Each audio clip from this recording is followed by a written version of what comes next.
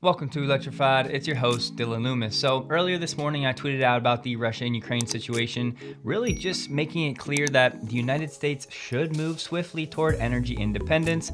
And just for some context, that 85 million homes is the number of single-family homes currently in North America, multiplied by an average of $20,000 per solar system.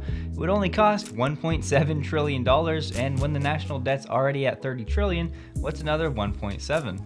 And this is not at all to gloss over the abhorrent actions taking place in the Ukraine. However, I'm all about finding the silver lining, and I think we should use this as a catalyst to push our nation forward to a brighter, cleaner, and a more sustainable future. Munro Live uploaded the Model S Plaid motor video. I've went through it, taken some notes, so I'll give you the highlights from the video. First up, the inverter from the Model S Plaid is actually forward and backwards compatible across vehicles, so it does indeed fit the Model 3 and Model Y front and rear motors. Sandy said this was great engineering.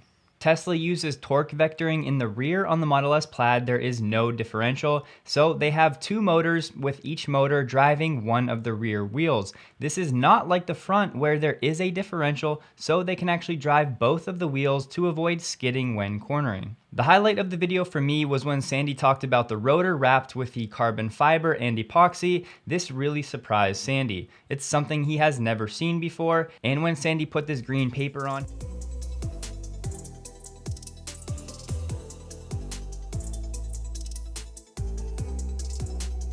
he said it was doing something magic.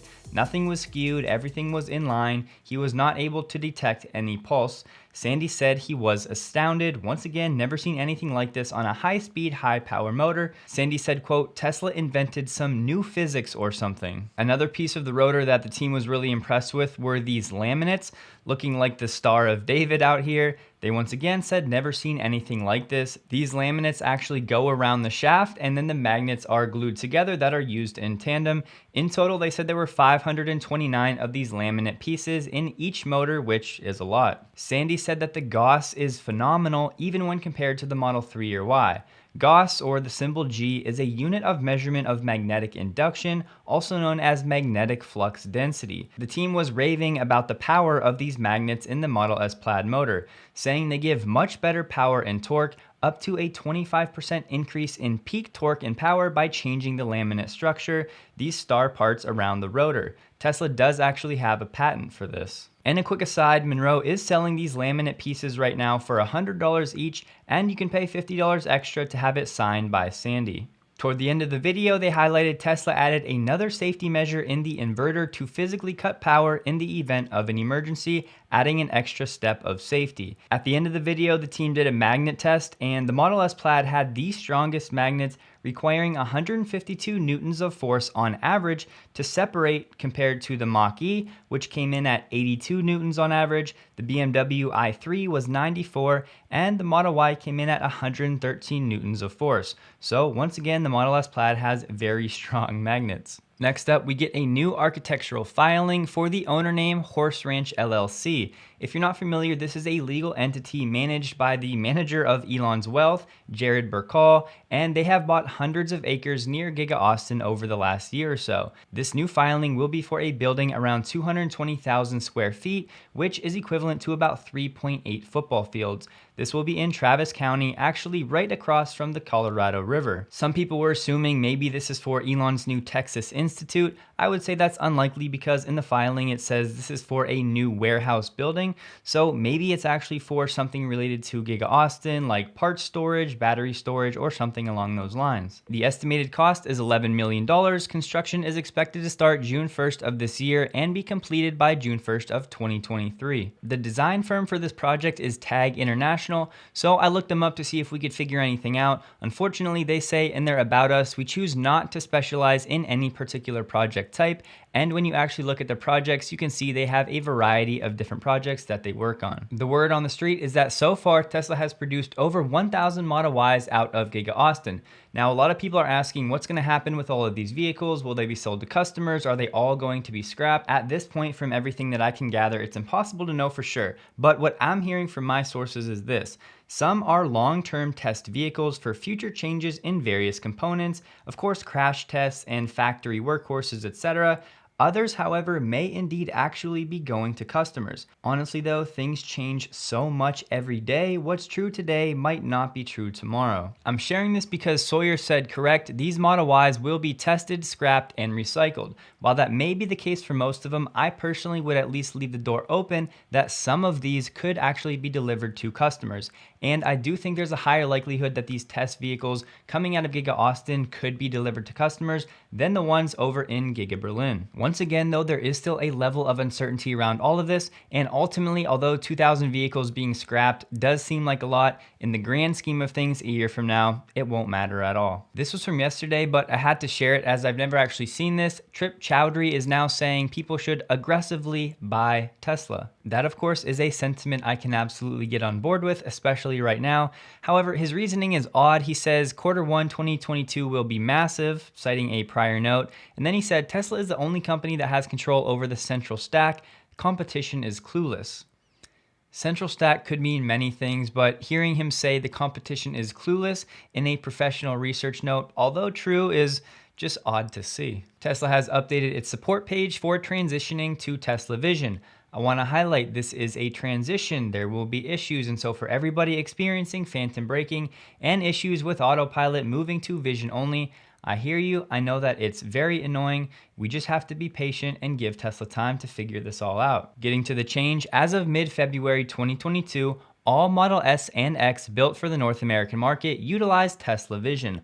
All Model S and X built for the North American market prior are equipped with radar, so now officially Tesla's 4 vehicles being sold are vision only. Here we have the SEC proposing some new rules for short sellers that will require more transparency and disclosures. Under these new rules, money managers would confidentially report to the SEC any short positions that exceed $10 million in value at the close of a day's trading, or which exceed 2.5% of a company's shares outstanding. SEC Chair Gary Gensler said if adopted, it would strengthen transparency of an important area of our markets that would benefit from greater visibility and oversight. The commission will adopt the rules after a 60-day public comment period. The one thing here though that I personally would be most excited for would be new reporting for the actual current levels of short interest. The SEC would anonymize and publicly report aggregate short positions in a stock. Right now, the reporting of short sales, known as short interest, is only collected by exchanges and the securities industry regulator FINRA based on shares lent to short sellers by brokers. However, this poses problems. These existing reports can give an exaggerated impression of true short sales, since brokers will lend and relend shares as traders sell and resell them. So to have accurate public reports of current levels of short interest would be a great thing for the market overall. Most of us know there are plenty of detractors out there that think Tesla is crazy for not using LiDAR and saying it's not needed for true autonomy. We've been over this many times, but I think it's a good reminder in case you're new. Elon says LiDAR is a seductive local maximum. SpaceX actually designs and builds them to dock with the International Space Station, so Tesla and Elon have plenty of familiarity with LiDAR, how it works. It's not like they're anti-LiDAR, they just believe they have found a better, more affordable way. So right now, once again, given the atrocities in Ukraine, many people are looking for secure messaging systems. So just real quick, Elon was talking about this on Twitter. He asked the CEO of Signal if it was secure. He did answer, we'll get to that in a second, but Elon himself actually only uses iMessage and Signal. Right here, Moxie is the founder of the Signal app, and he explains why Signal is different, and Elon concluded Signal is the least insecure messaging service. So in case you're somebody looking for a secure messaging app, maybe you should check out Signal. Here we have the first public sighting of the Ford Mach-E with the Ford Charge Angels badge on the side. Basically, they're using these cars to drive around the country and to test public charging stations. Ford Authority didn't officially disclose where this one was spotted, but people are assuming it's in Michigan given the plates. This is actually a really important project as the customer experience for these public charging stations has to be good. These vehicles are driven by a Ford technician, and the cars are equipped with diagnostic systems to test and monitor charger performance, communications, and the billing protocols. And real quick, we have to go through this. There were enough people commenting yesterday saying Robert Reich wasn't attacking Tesla, he was just attacking the tax code. And while that may be true in that one tweet, you're neglecting the history of tweets against Tesla and Elon. So let's have a look. And by the way, these are all pretty recent. First, Elon had no problem collecting billions in government subsidies to get Tesla off the ground. Tesla only got about $500 million in subsidies and actually paid them all back. Most of those billions people talk about given to Elon were actually for SpaceX. Here we go again with a false narrative of Elon paying $0 in federal income taxes in 2018. False. He paid them in 2017 ahead of time. That's why he paid 0 in 2018. Tell us the full story. And this whole tweet is centered around Elon not supporting the Build Back Better bill because of deficit spending. And the truth is the current deficit is a lot more alarming than it was even 10 years ago. So circumstances change. Next, he says, so let me get this straight. Elon increased his wealth by $36 billion in one day this week, but Tesla can't afford to let auto workers unionize.